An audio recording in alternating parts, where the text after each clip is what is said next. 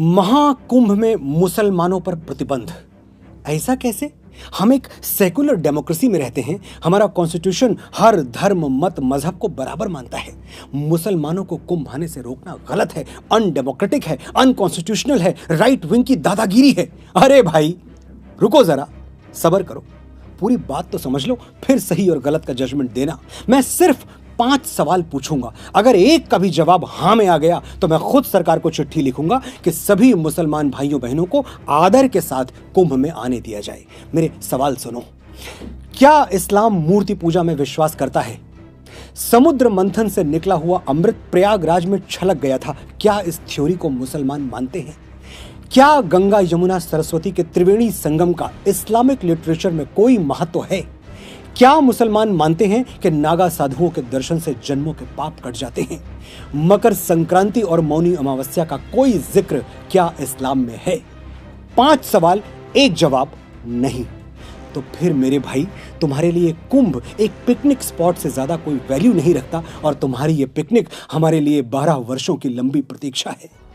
उम्र की ढलान पर खड़े हमारे बड़े बुजुर्गों की प्रार्थना है, जो भगवान के सामने हाथ जोड़कर रोज यही दोहराते रहे, प्रभु बड़ा भरपूर जीवन दिया तुमने, बस कुछ दिन और जी लेने दो, अपनी आंखों से अंतिम बार महाकुंभ देख लें, मकर संक्रांति का गंगा स्नान कर लें, फिर हंसते हंसते तुम्हारे चरणों में आ जाएंगे। चाहते क्या हो तुम? जो थोड़ी बहुत पवित्रता हम सनातनी बचा पाए हैं वो भी दूषित हो जाए? देखे हैं हमने वो वीडियोस, खाने की चीजों में क्या क्या गंदगी मिलाई जा रही है और कौन मिला रहा है।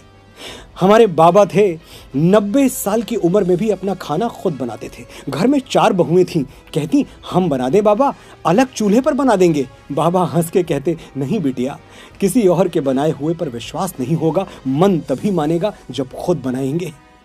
ऐसा पवित्र और सैद्धांतिक जीवन जीने वालों को मरते मरते क्या हम किसी का जूठा खिला दें?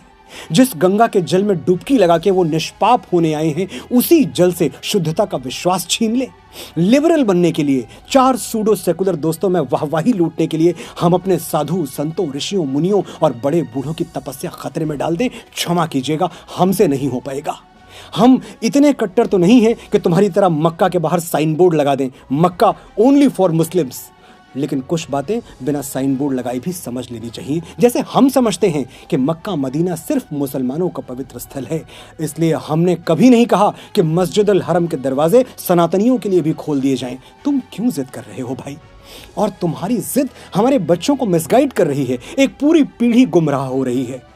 33 कोटि देवी देवता हैं हमारे पास, लेकिन हम चादर चढ़ाने दरगाह पहुंच जाते हैं। हमारे डीएनए में गलत डेटा ट्रांसमिट कर दिया गया है। शिवलिंग पर जल चढ़ाना मतलब अंधविश्वास, सुपरस्टिशन, और दरगाहों पर चादर चढ़ाना मतलब एब्सोल्यूट साइंस। हिपोक्रेसी की भी सीमा होती है।